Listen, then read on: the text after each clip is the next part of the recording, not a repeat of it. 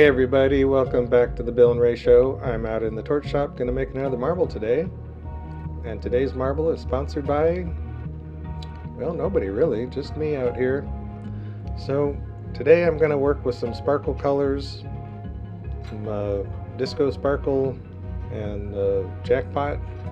These colors have characteristics that I've been kind of afraid of in marbles because I've had cracking issues with just about any kind of sparkly color. But we're going to do a couple things. One is kind of a repeat. I'm going to mix up some of this disco sparkle with some reds. This is some pomegranate, and see how that goes. Alrighty, let's get into it.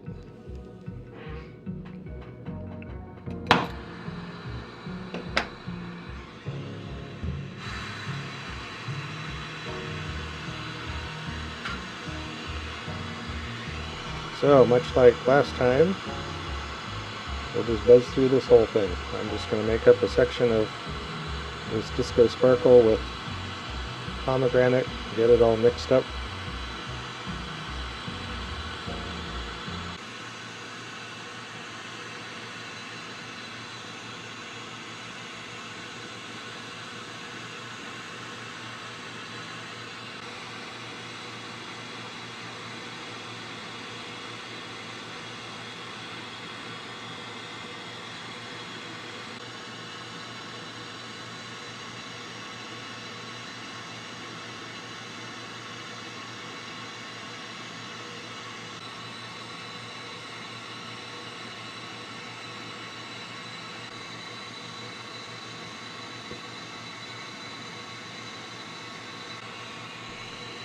Okay, well, we're just gonna pull this out now.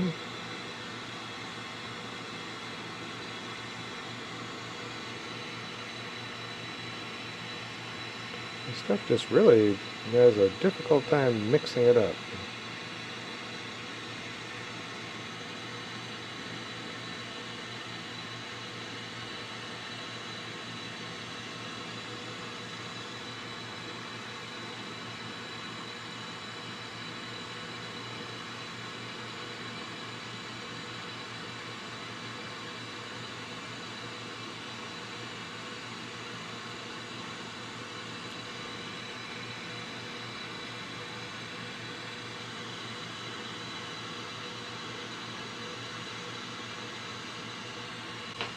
Okay, so the next project we're going to do is twisty cane with some Jackpot lines in it.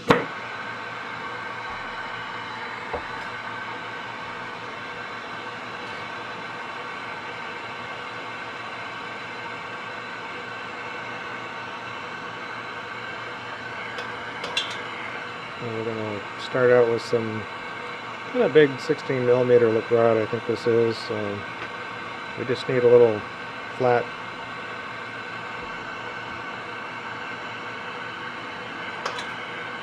rectangle piece here to start with.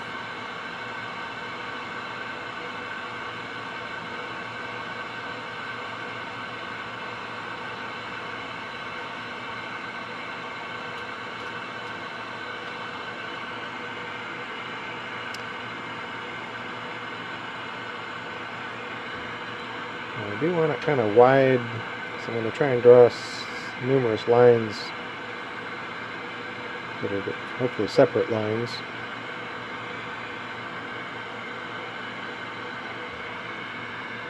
So I'm going to squish this out and try and do a little shaping to make this into a rectangle.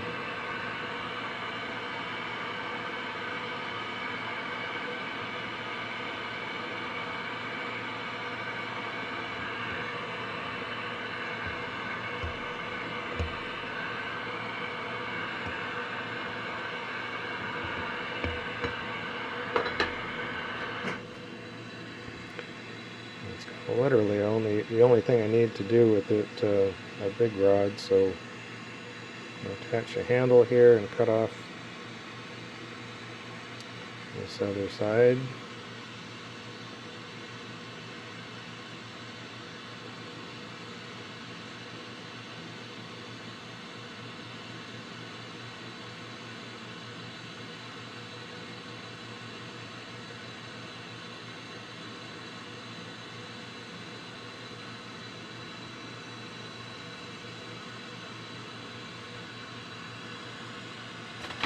It's okay, we have a little tail there because we're going to wind up needing to punty onto this other end as well.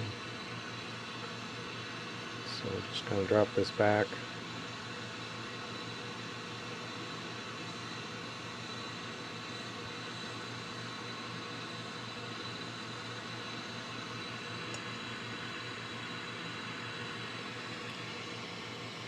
And then we'll try and kind of clean up these freeze marks.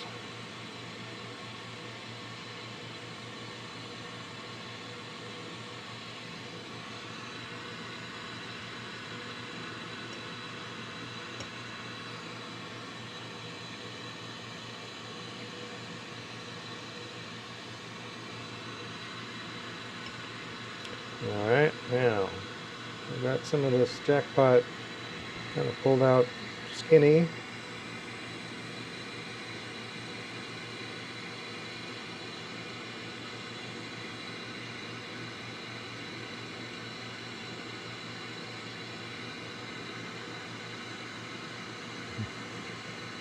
Okay, I'm getting too hot there on the attachment.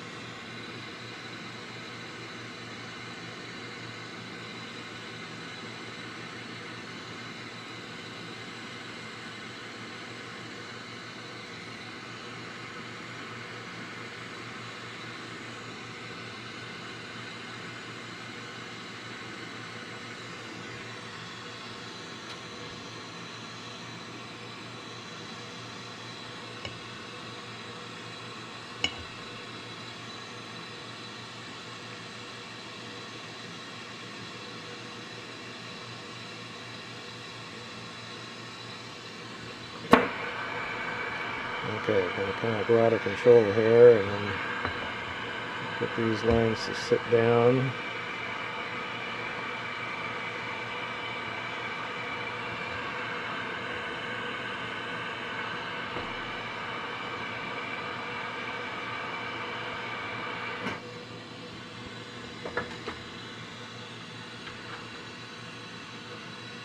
Okay, now I want to cover these lines up with some clear.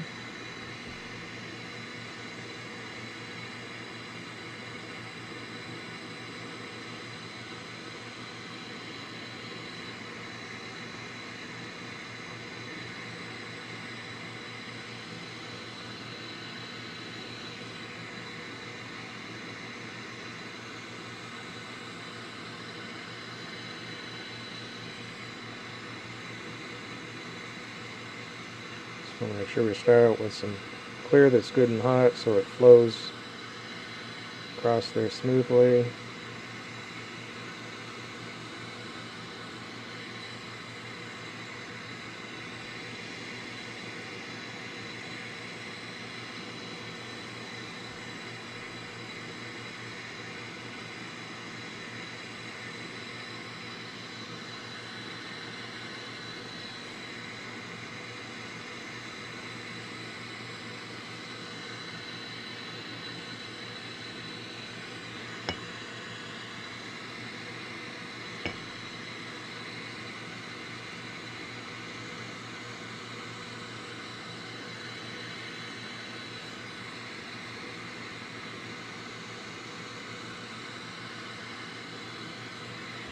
Okay, that should have it all encapsulated.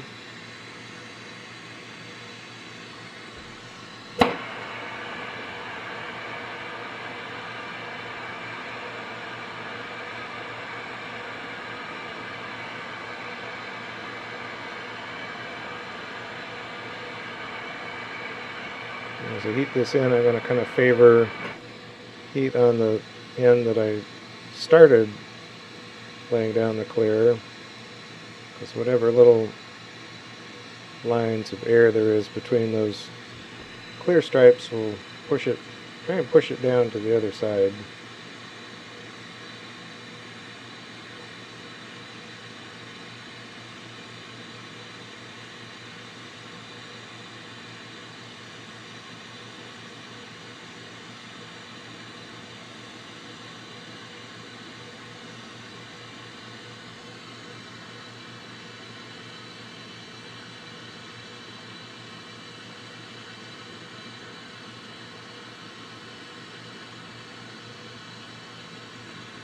disconnect this and switch hands around.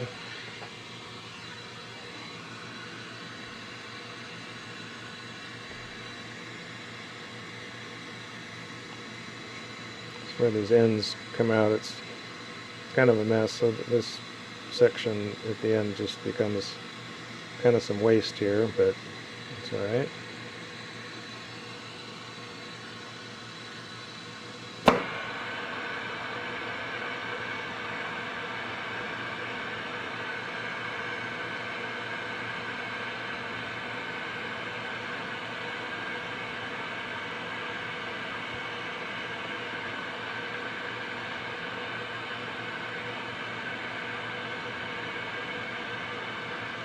So most twisty things I do, I start off trying to get things pretty hot and get a little gentle twist going.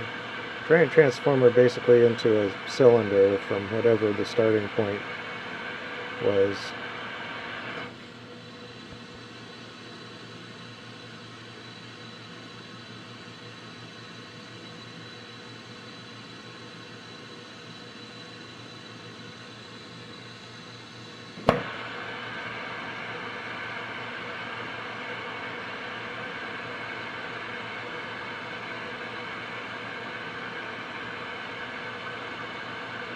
Which can take quite a bit of heat to get this to just condense into a cylinder section.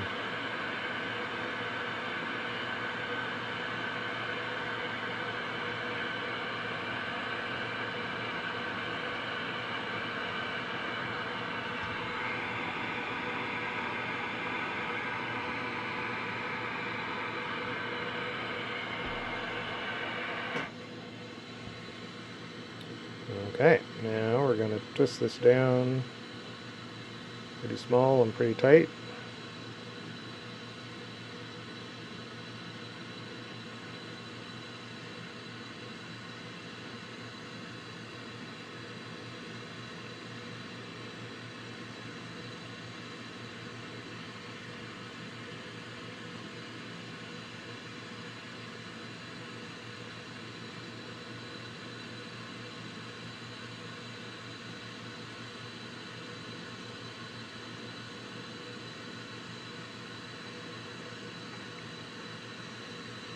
And we'll use this cane in the background.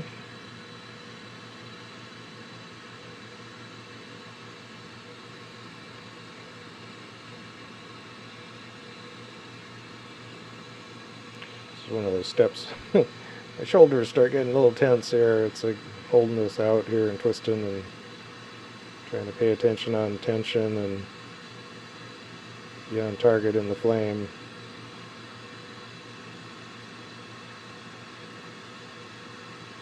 Meanwhile, my arms are tired. So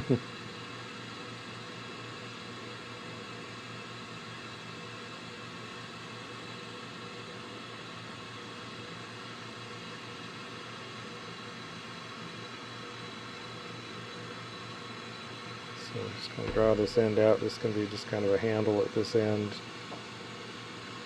And it starts getting kind of messy there.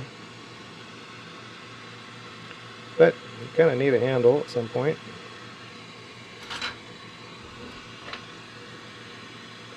And then this we can come in little ways to cut into where we have some clean pattern.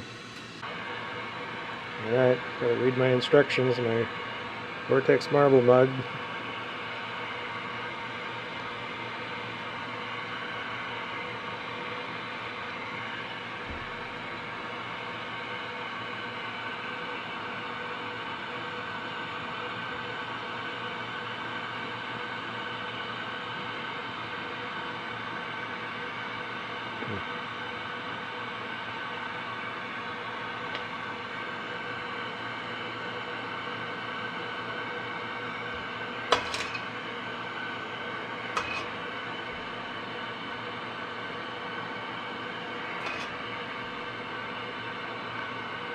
So this first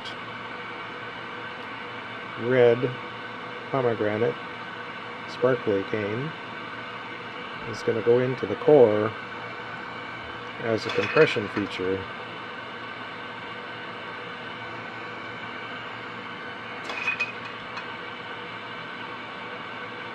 But instead of all the detail like I did last week, seems like a year ago, we'll just do a most basic. I think I'll just do a little spiraling.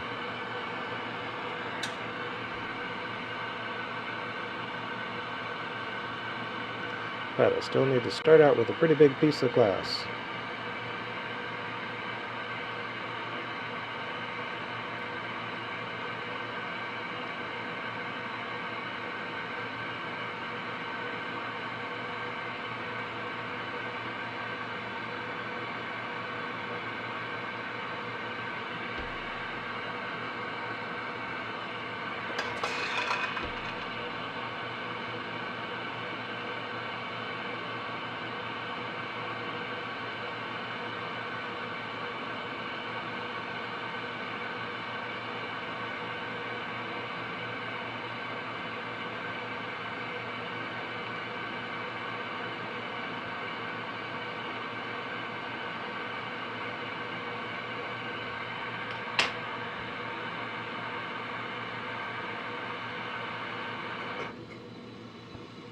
Okay, now I need to get this to cool off a moment.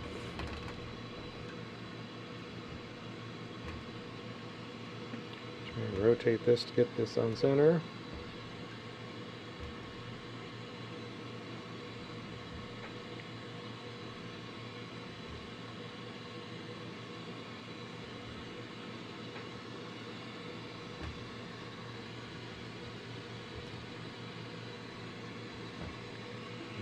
Just going to heat the end.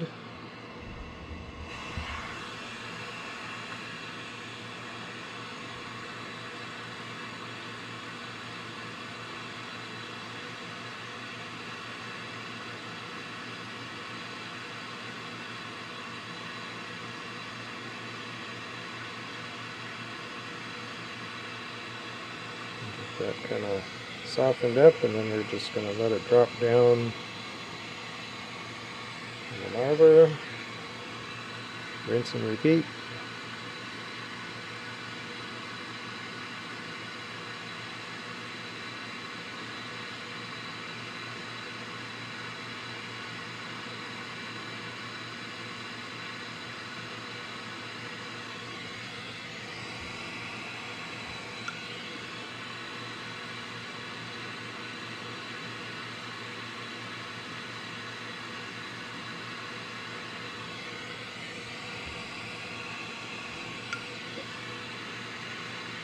So we get a pretty nice big flat face.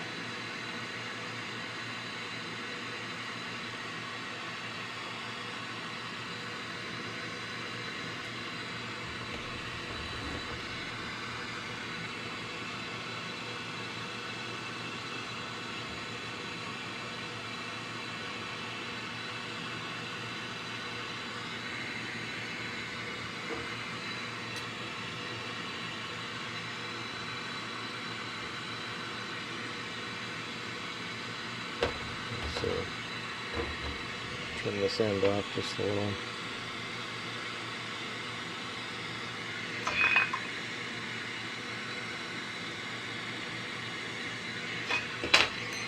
Oops, lost it. Lost something. Lost my handle.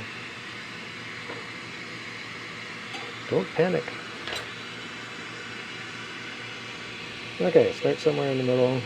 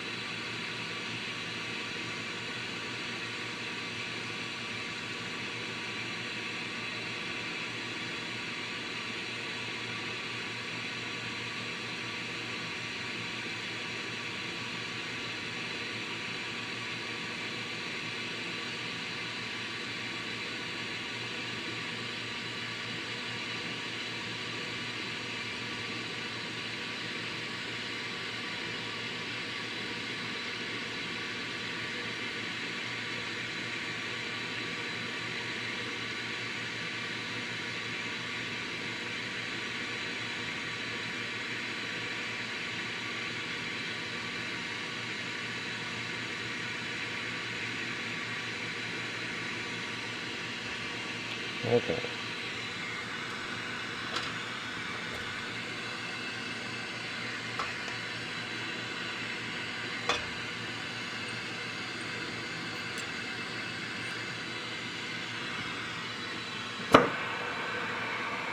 So, just a big soft spiral.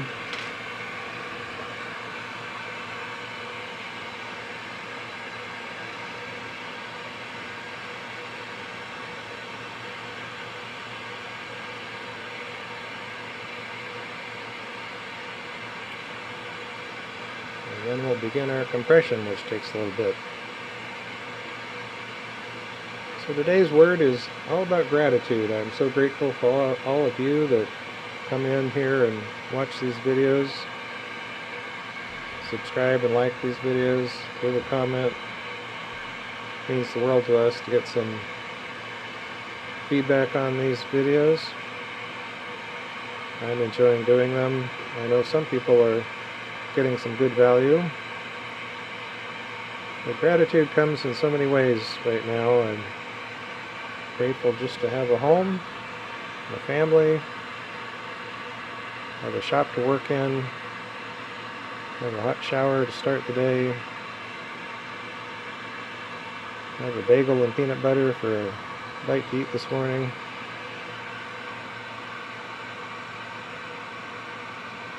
Grateful for the house that I built and the shops that I've built, and our little vacation getaway rental that's just right over there, right next to us.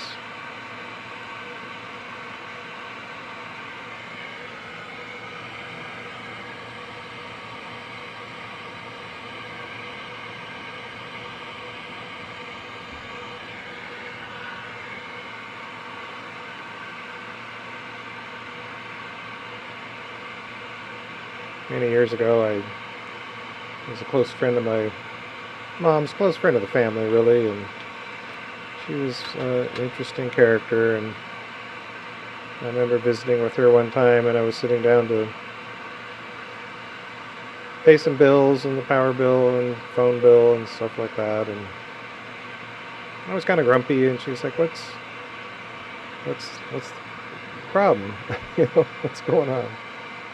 I'm like, well, I got all these bills to pay, and the artist life is kind of a bit of a struggle a lot of the time. And she shared with me something that's always stuck with me, that you should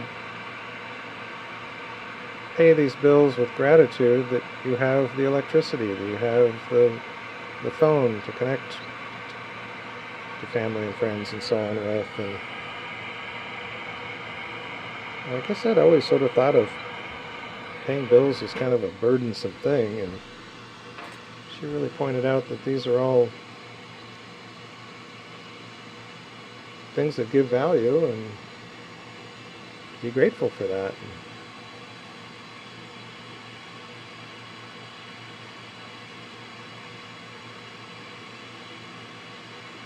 But there's always much to be grateful for.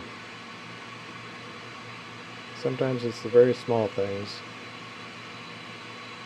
Waking up in my own bed.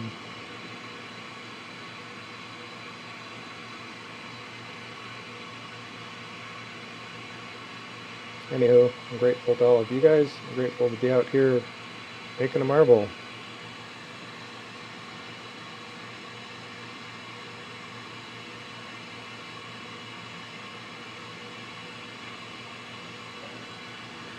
Change hands here. Getting it kind of started seems like it's not doing anything, especially when you have a pretty large face like I started with.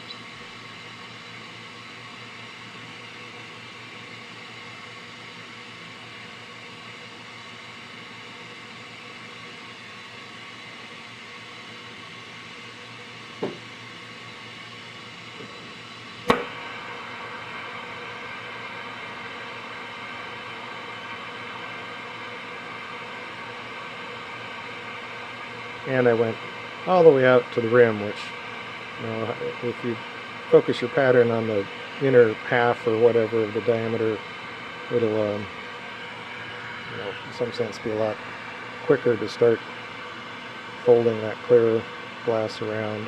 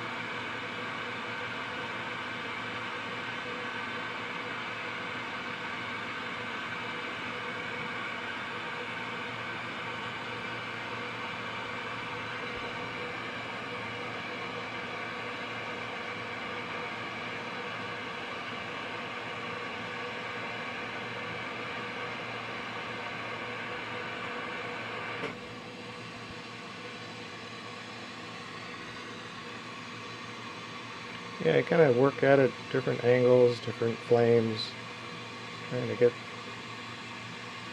things to start going the direction you want them to.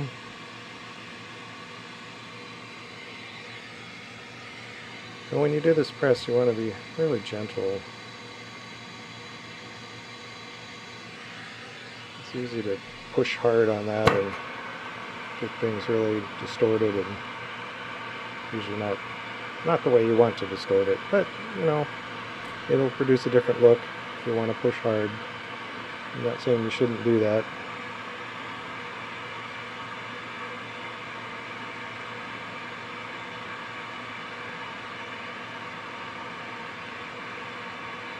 But there's a lot of geometry going on here, three-dimensional shifting. And with glass, it all depends on where your heat is. And you can't always magically get the heat where you wish it would be.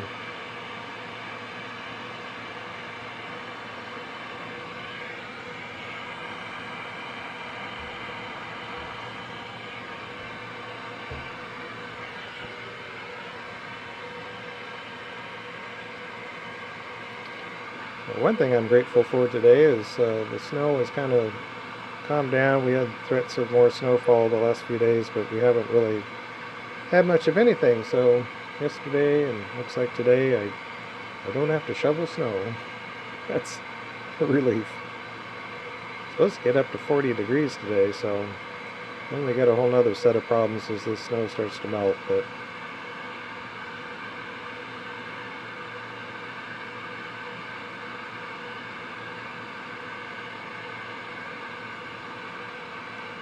right now, today, it's a good day to be torching glass and sharing this with you all, and not be stressing about getting the snow off the cars and getting out the driveway.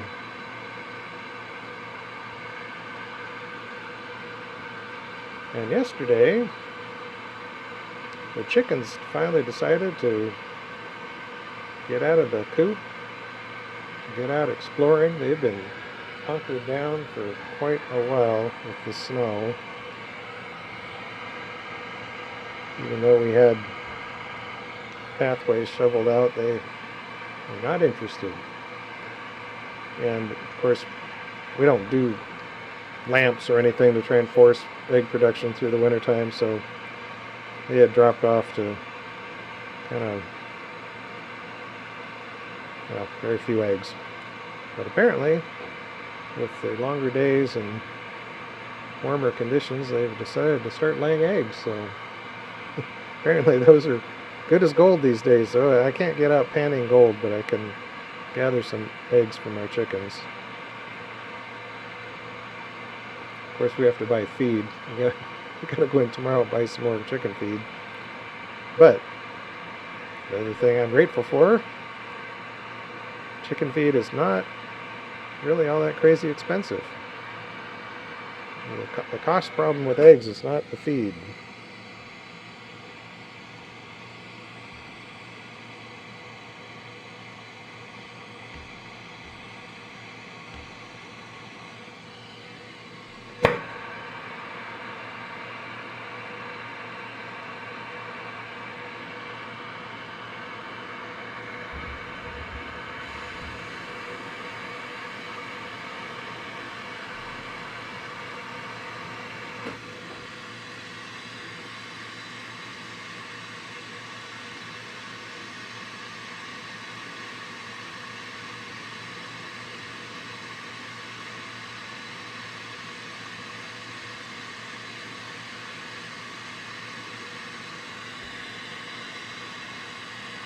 Well, that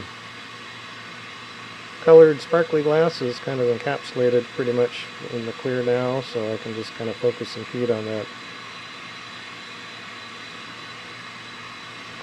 closing in spot at the base.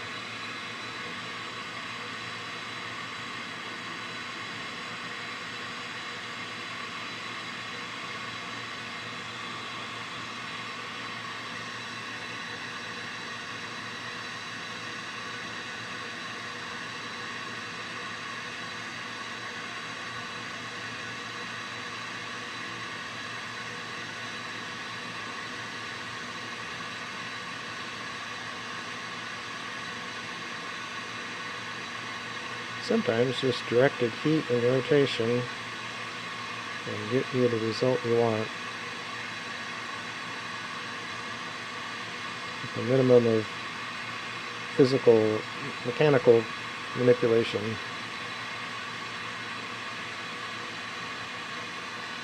So you start seeing that point close down and drawing out.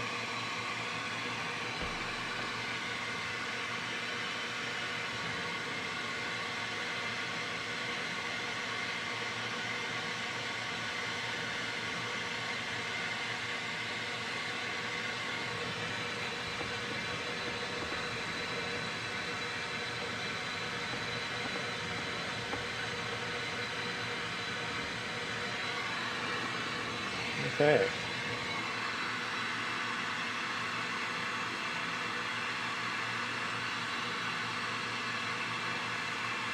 So if that's not enough sparkle, we've got some cane to lay down outside of that to create some more drama.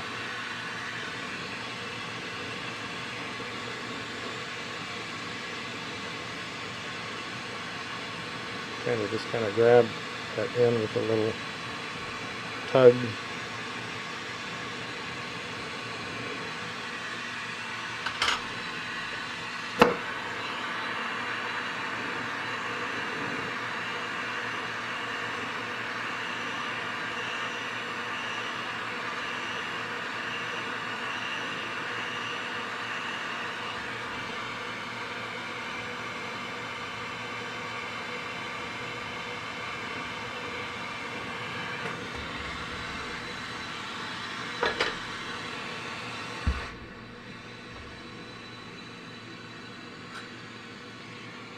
Now, sometimes I would apply this just in a spiral, but today I think I'm going to try and do this from the inside out or the outside in.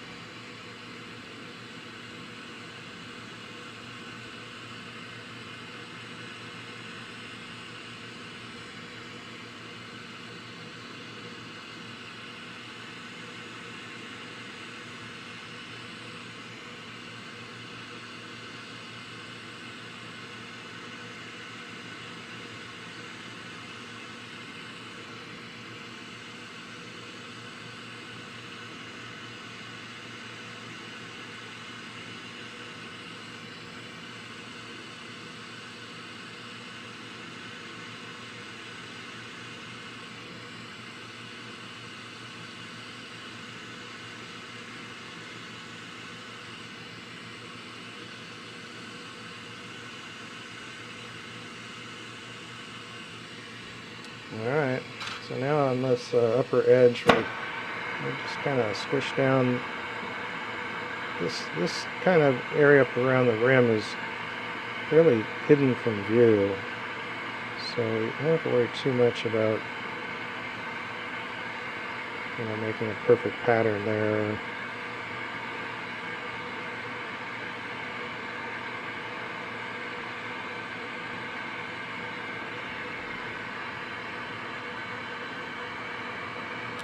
So heat that in.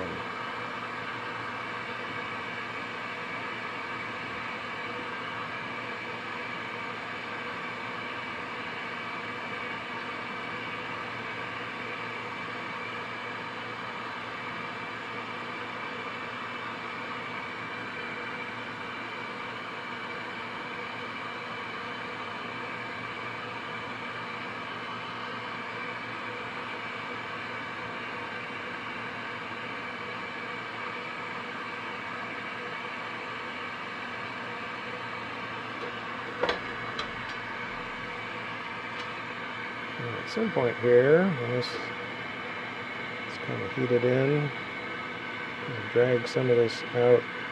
Oops, don't really want to do that. Got a little spot there that tagged down.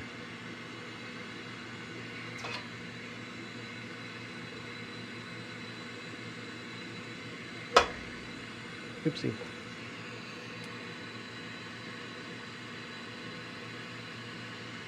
Okay, so we'll pull some of this out here and cut off the end.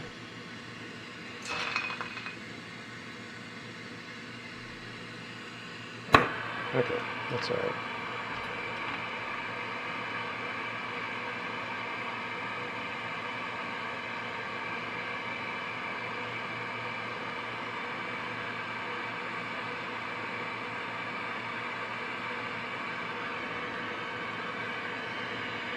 So with these mostly all the way in, melted in, we'll press this a little bit and probably give this a little bit of a turn. So gentle turning action is, I think, really pleasing to look at.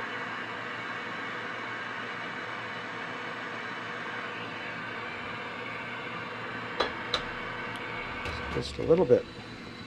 Okay, the back side, we are going to use this dark amethyst.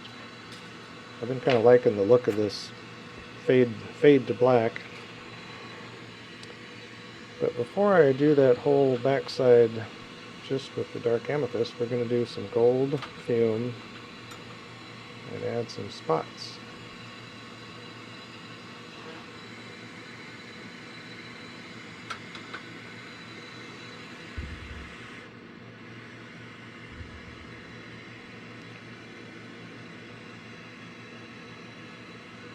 So let's see here. Get some gold fuming going on.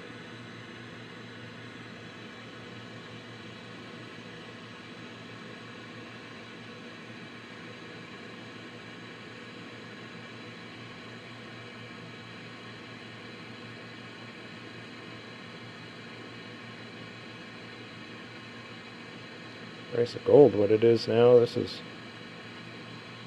precious stuff.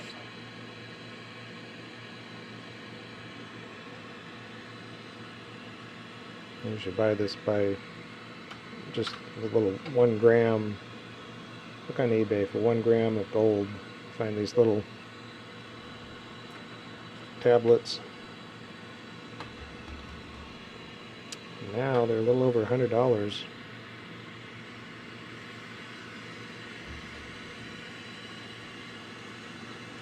But that little chunk of glass or gold will last me quite a while. Okay, so I'm going to do some dots on here.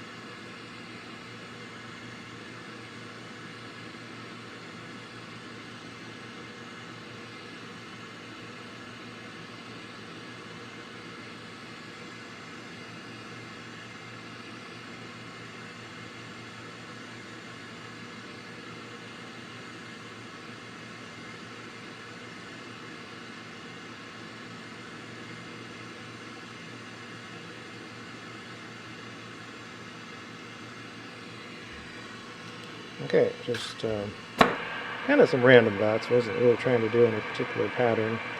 Then we'll burn off the rest of the gold fume, melt these dots in, and then coat that whole backside with dark amethyst.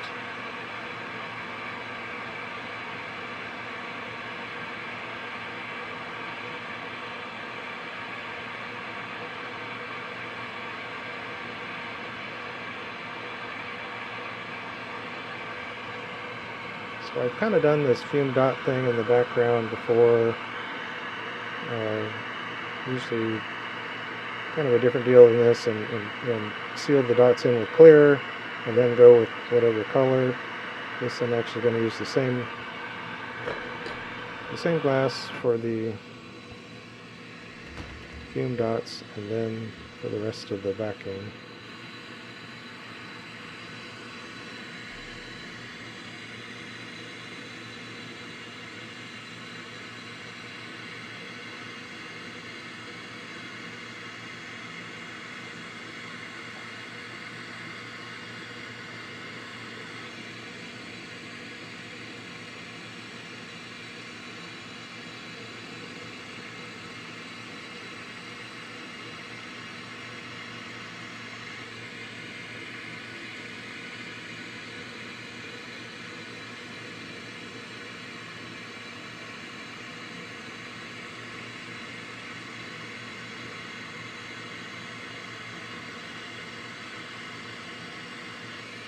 So I'm trying to lay down this kind of thick stringer without disturbing the underlying layer of patterned glass.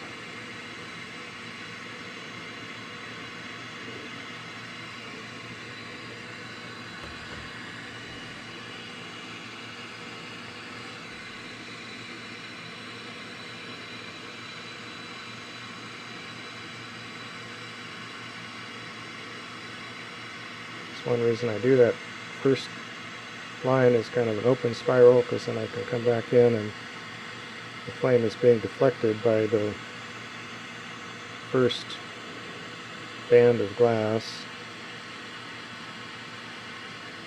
So I'm not putting so much heat down to the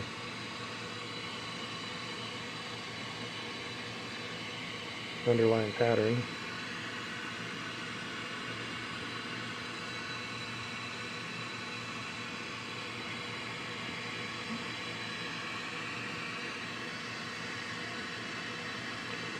Sometimes I tag that on, but it doesn't really work that well. You have to be pretty gentle with it.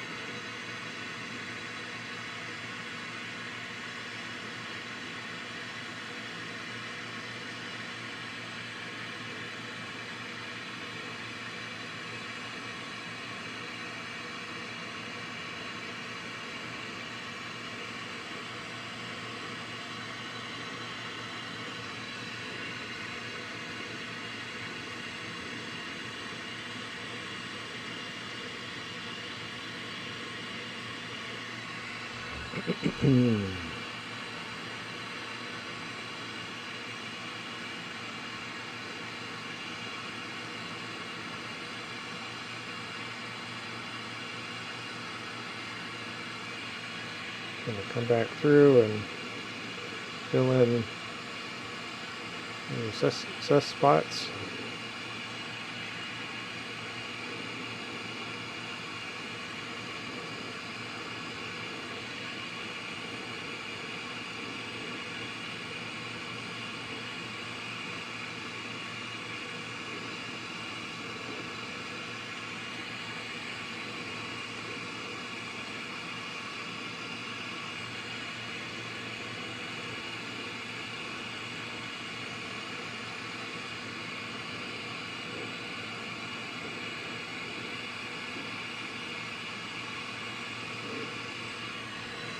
Okay.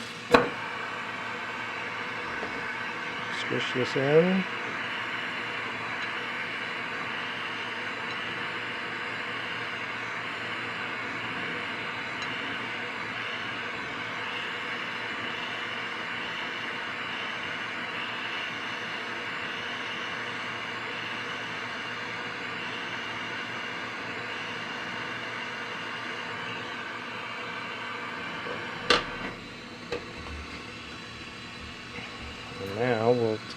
use some silver.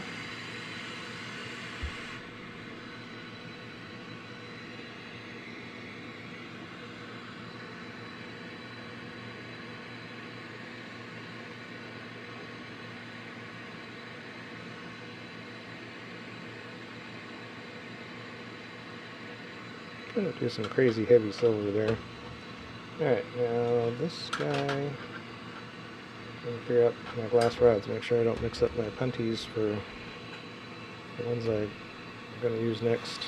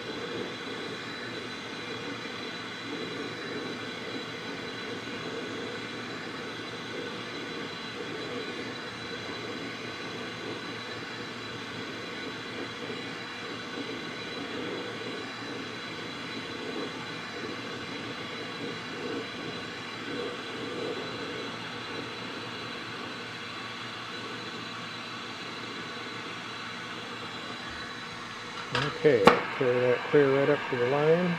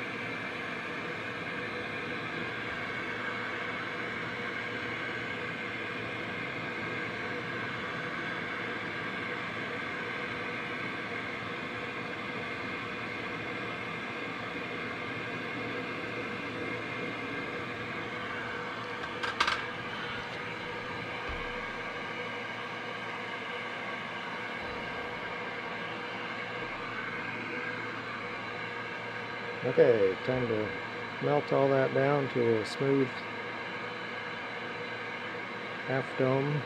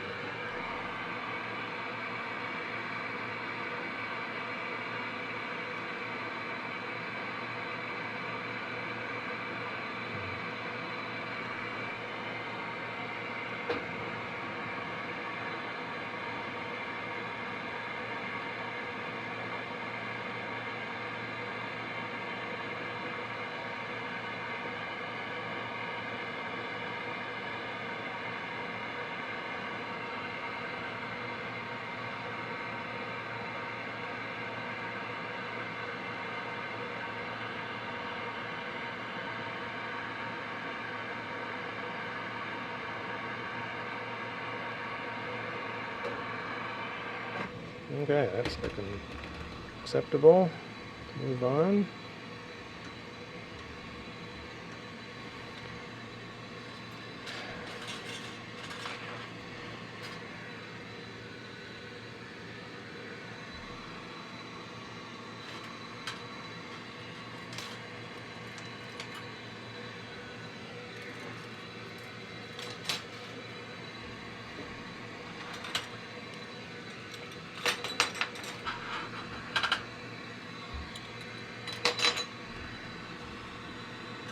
Alright, for the backside color, we've got some chocolate.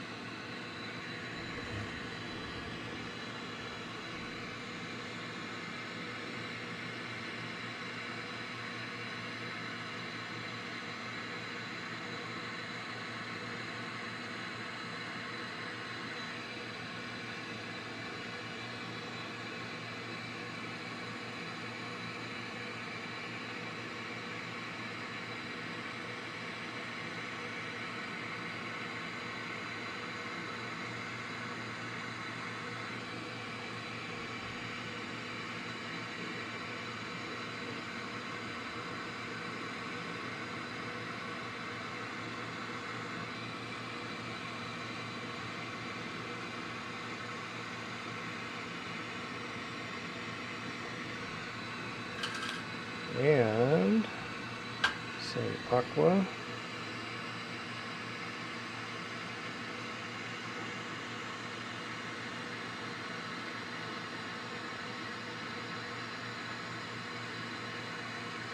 Kind of stitched together a whole bunch of little short pieces of this color that I had laying around. So it's a little uneven of a stringer to put down.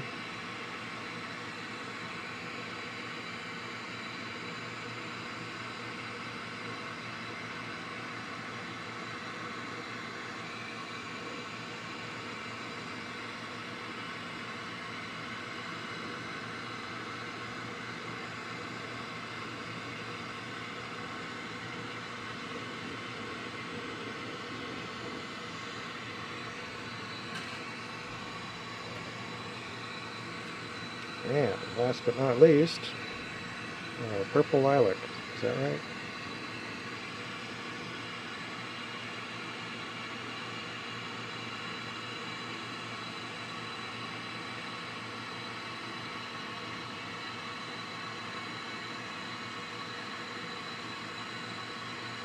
And this is a color that can be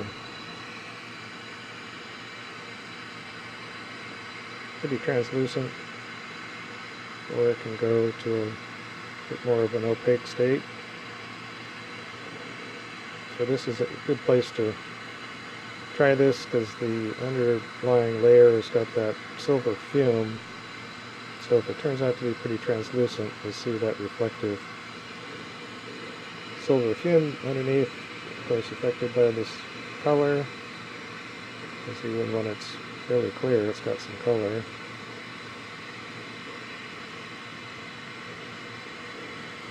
So, see how that works.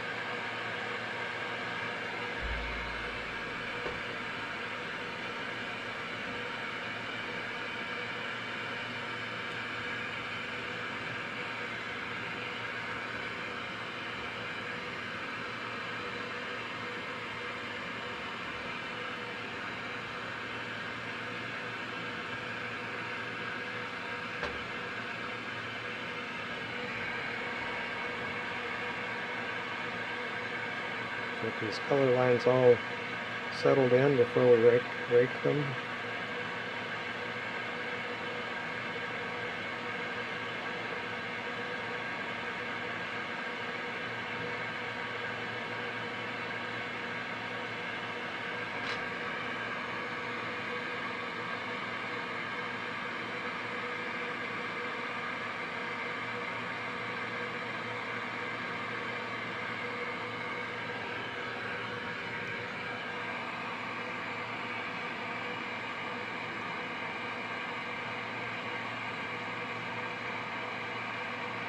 Get this all good and toasty.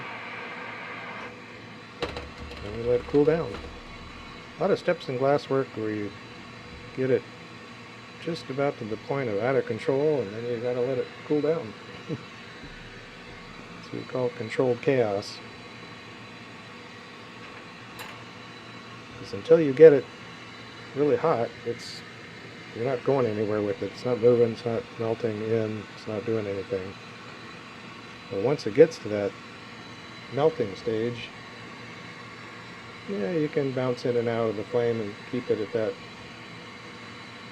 zone if you need to. But a lot of times you just need to get out of the fire, let it settle down before you can move on.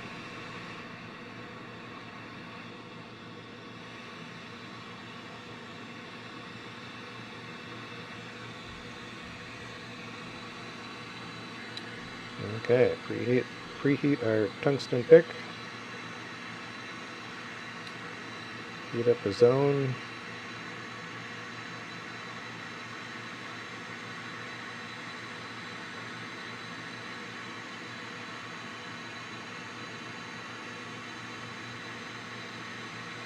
And I'm trying to heat up ahead of where I'm going to be raking.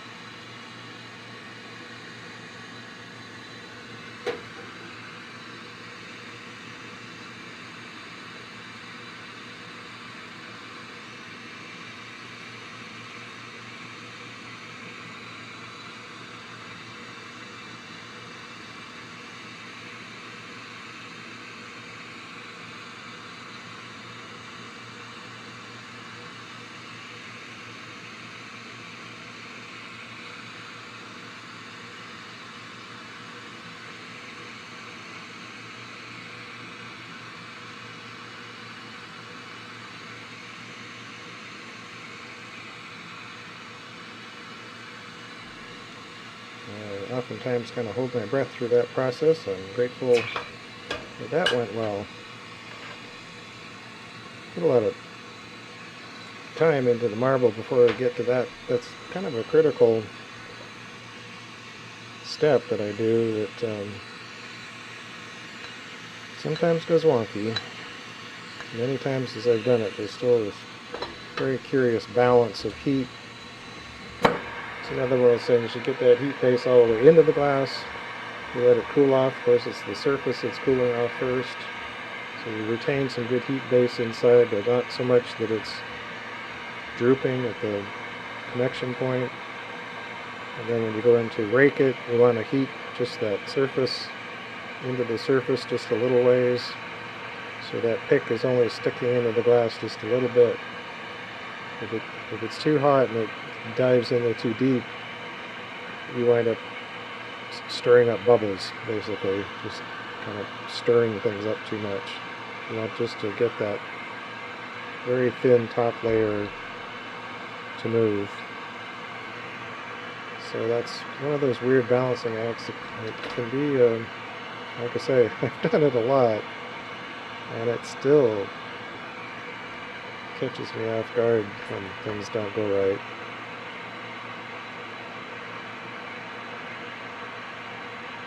And just the color combination and the colors themselves that you use, you're way better off to use the easy flowing soft kind of colors. The denser colors, or it doesn't really matter darker. There's just some colors that are stiffer than others, and they will definitely be harder to feather.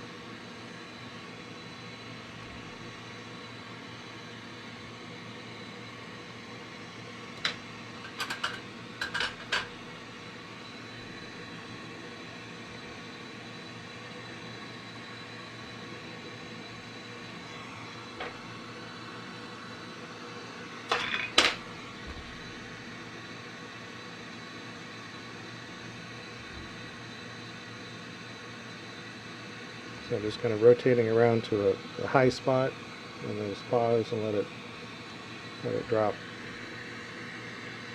So you generally keep things on center. Just pause and let it droop.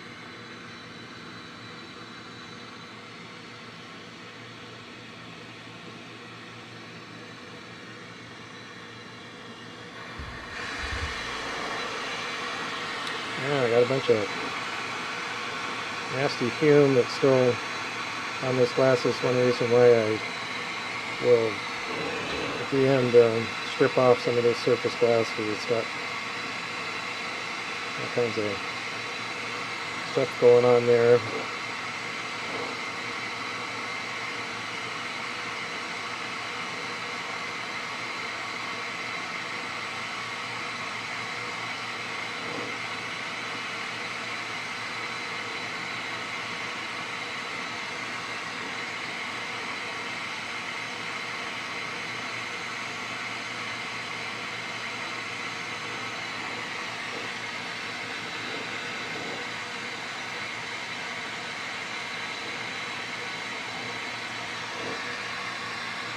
It gets longer. About this point, it's plenty warm in here.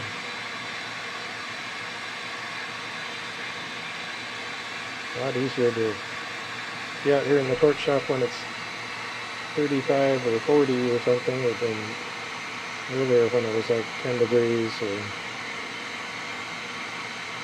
it gets much colder than that. The oxygen concentrators I use aren't going to be happy, so 15 degrees is a decent temperature. The tractor runs pretty well at 15 degrees. I run pretty well at 15 degrees.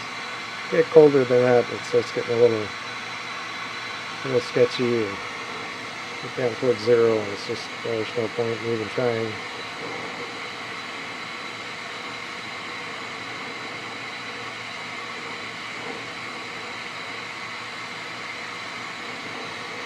At least with the setup that I have.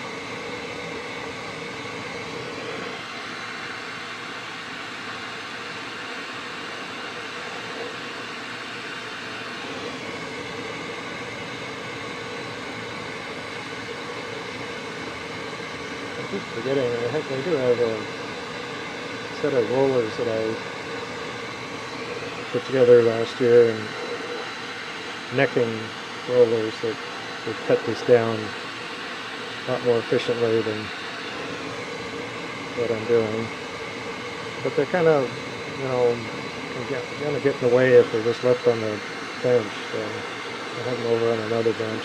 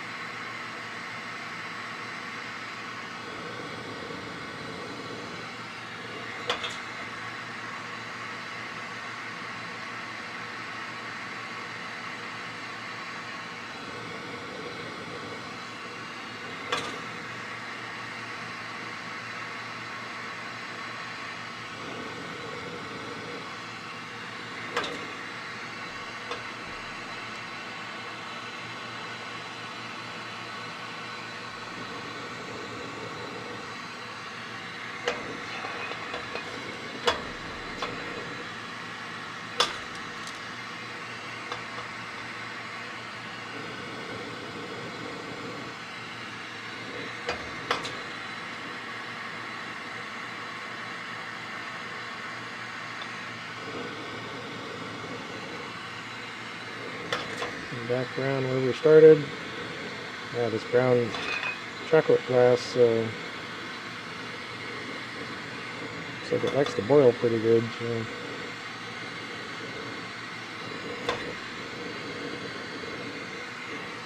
Trying to avoid that.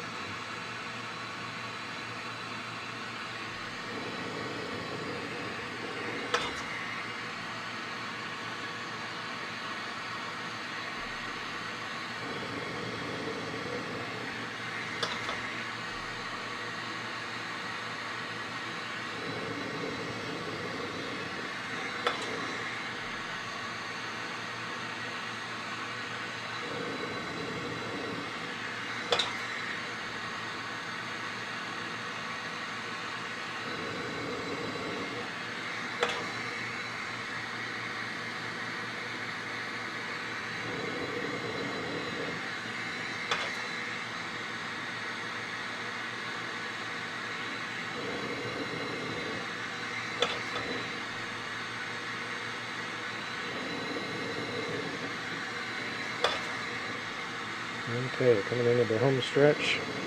I'm going to do this in bands. I'm going to have to transition to another band up here towards the end.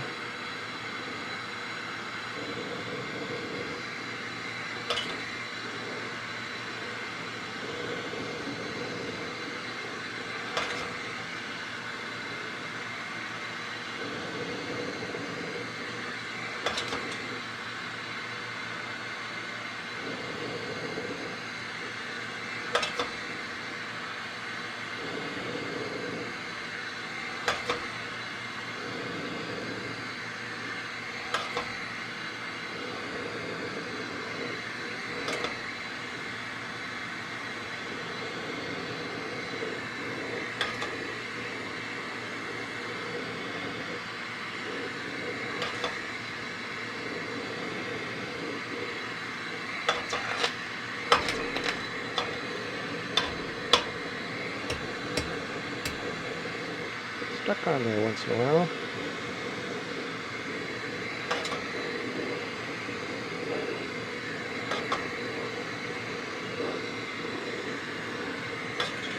Okay.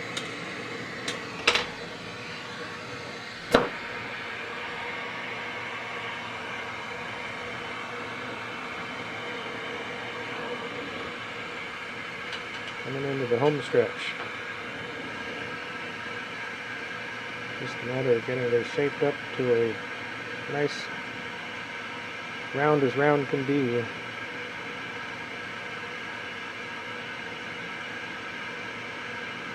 We've got a couple wild bunnies in our yard. It's always been fun to see their tracks in the snow. They burrow through the snow some places, but there was a while when the snow was too deep and too soft, they couldn't really get up on top of it. And then it got kind of settled down and firmed up, and then they could start getting up, running around on top of the snow. Very funny. And our dog, of course, is very curious about what they're up to.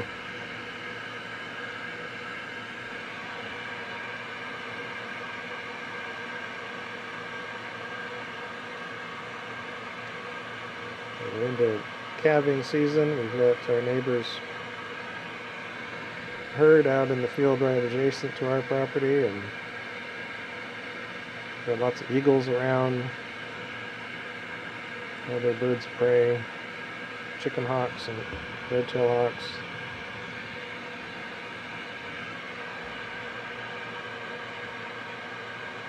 So lots of wildlife running around. We saw a big herd of elk.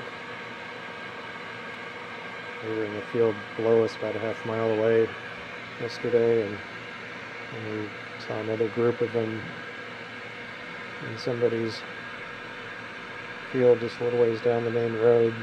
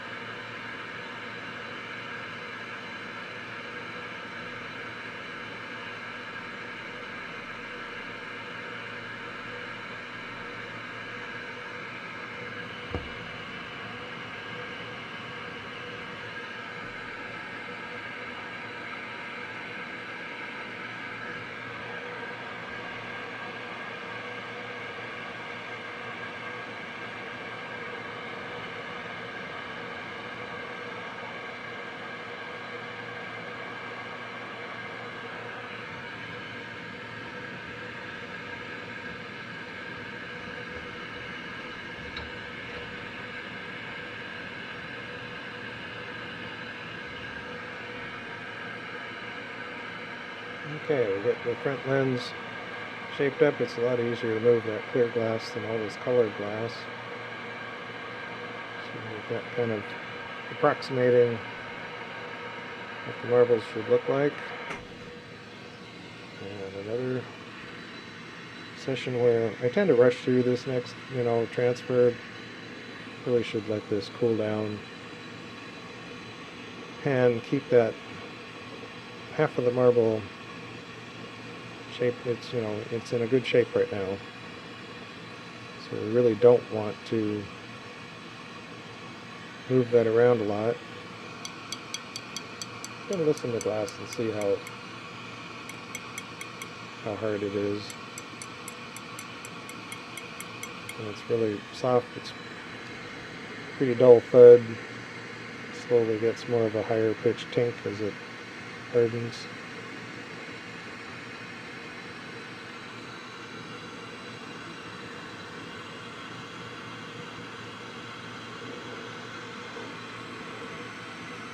Okay, transfer bunties, cut this off.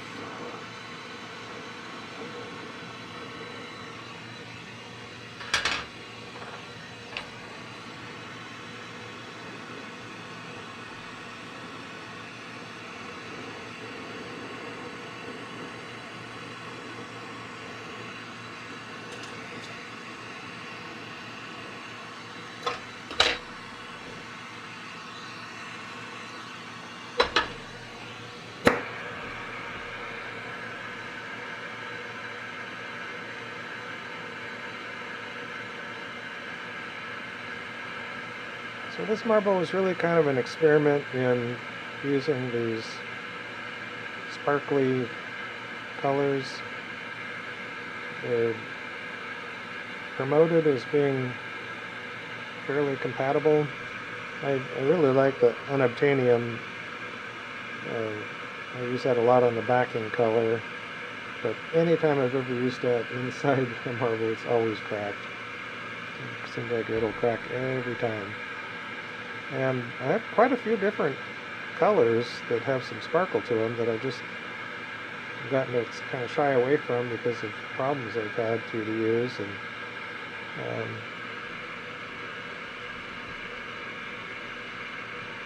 But some of these turns out I can get away with using them, and some has to do with the kiln cycle as well. I'm not running these up above 1050 annealing cycle, whereas a lot of stuff in the past I've run it up to 1150 for a little while to try and strike any surface colors. But that not a good idea with the sparkle colors. And then the other one is just the garage time. You shouldn't leave these kind of colors sitting in a hot kiln for hours and hours, you know, even if it's well below the annealing temperature. Apparently that can make some of these colors grumpy. But the idea of kind of watering down the disco sparkle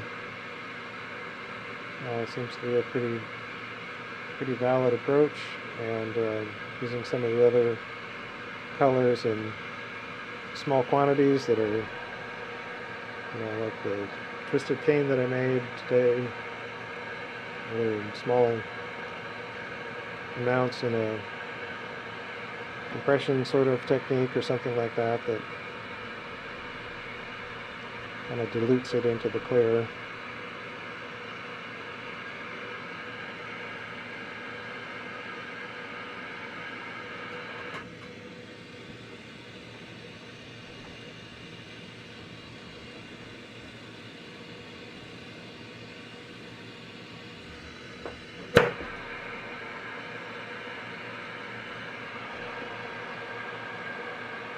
That last trip into the marble mold, I used kind of a lot of force really to try and push things together, and I left that end sticking out, which is kind of the bottom well of the vortex. Try and preserve that as much as you can. It tends to be kind of at the very bottom tends to be kind of a bowl. It's very difficult to get that all the way to a literal point sticking out.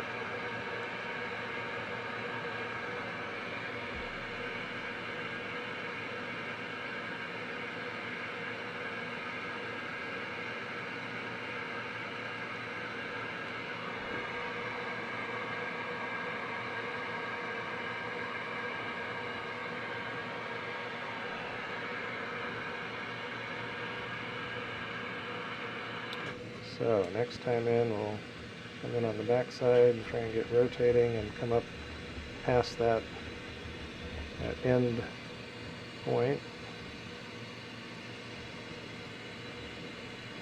And this one's got a nice size. It's just a bit bigger than this marble mold, so I'm going to kind of use that to squish it together.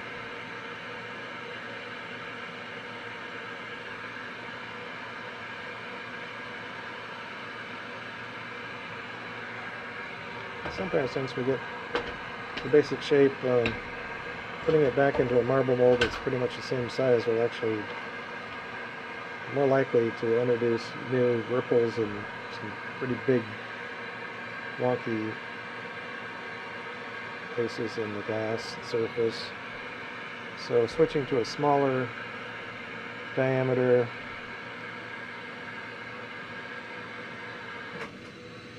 you get a more controlled area that's being smoothed out. The curvature will smooth out even on a rim that's quite a bit smaller than the marble. So sometimes that's kind of a nice way to go.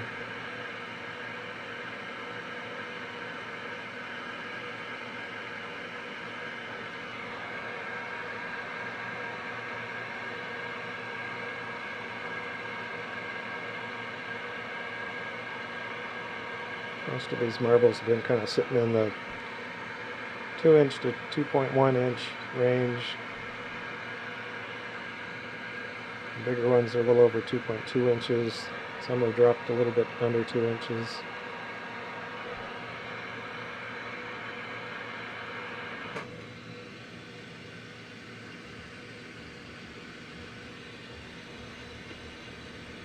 But I've been able to shape these up pretty well with just this limited, pretty much just these 2-inch marble mold and an 1.5-inch marble mold.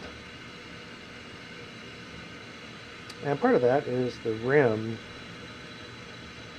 is pretty well worn in both of these molds. So, I mean, you could sand it off if it was a new, which I would recommend. If you buy a new mold, don't have a sharp edge there. Might as well just try and smooth it off a little bit. But I wouldn't go too far because you can't make sure that you're really symmetrical. So if you wind up cutting the edge in more in one place than another, that wouldn't really be very good. Wouldn't matter too much, but less than ideal.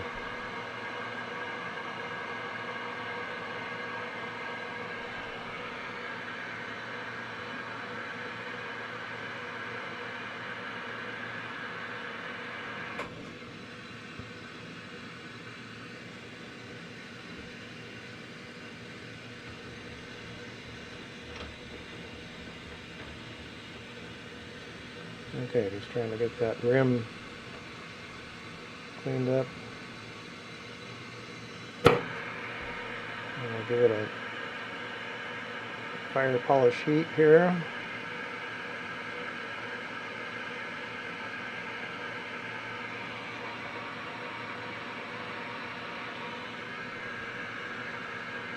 And then come out of the fire and let this set up.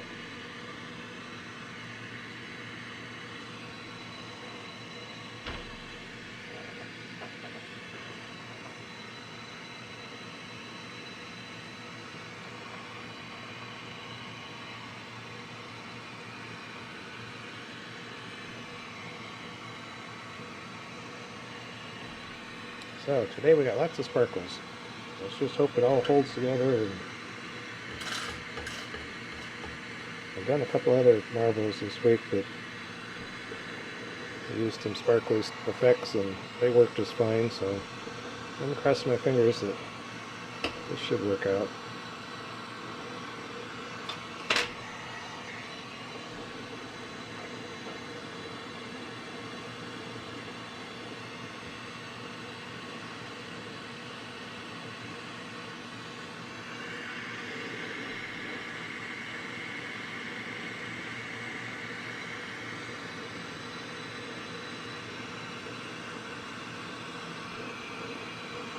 Okay, now this front lens, I need to try and draw it out. I can tell it's a little flat just looking at the profile.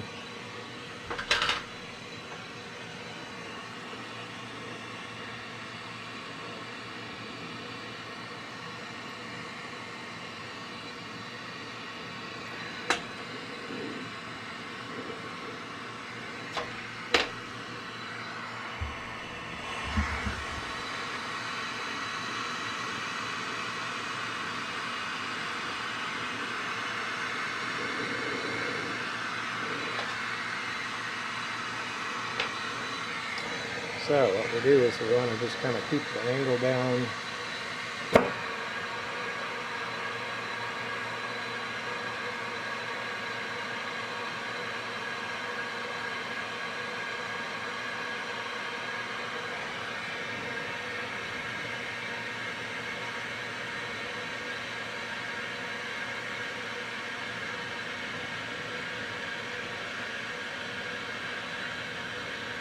So we got a pretty good glow. And then when we come into the marble mold, we come in on the back side. The glass is solid. And get our rotations going, and then bring it up to the front. And if we do all that, it brings that together real nice. It's pretty much just where we want it.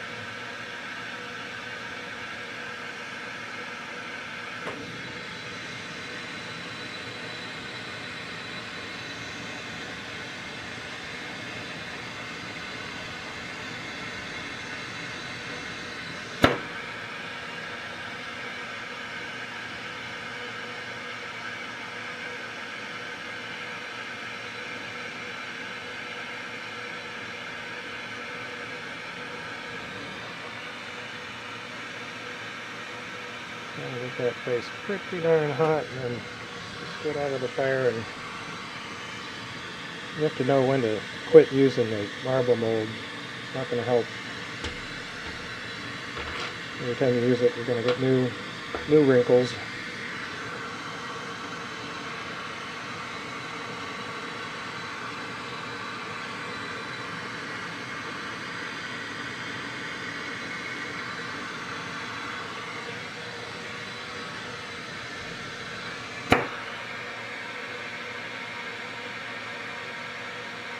I think we're looking pretty good. Of course, at the final stages, we're really looking at the reflections.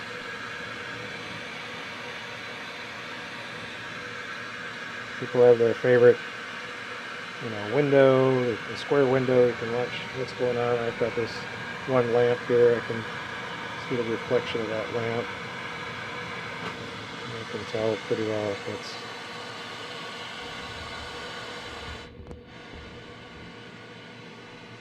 what's happening with the surface on this lamp up here.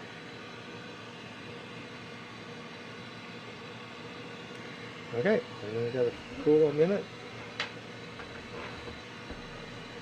Thank you again, everyone, for watching these videos, checking out this glass blowing process for marbles.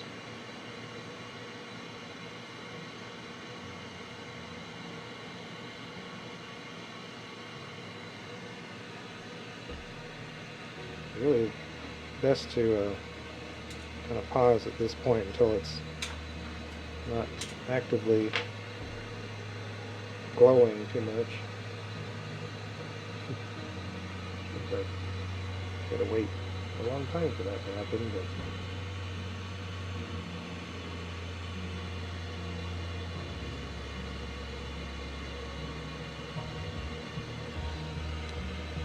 but you don't want to wait too long either.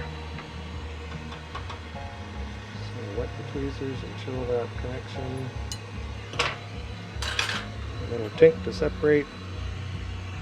A little flame polish on the punty mark.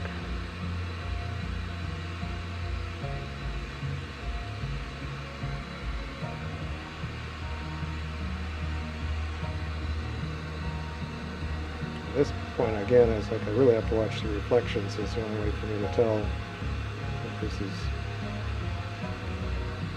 smoothed out or not. Looking good. Alrighty guys. Another fun marble. Let's just hope the kiln gods smile on us and it comes out of the kiln tomorrow looking awesome. It's all good. Alrighty, into the kiln we go. Happy returns. You guys all take care of yourselves, and care of those around you, your family and friends and coworkers and whoever you meet on the street and in the grocery store. Be kind. It's all just be kind. I know it's not easy, but it's a good thing. All right, guys, take care. We'll see you all next time.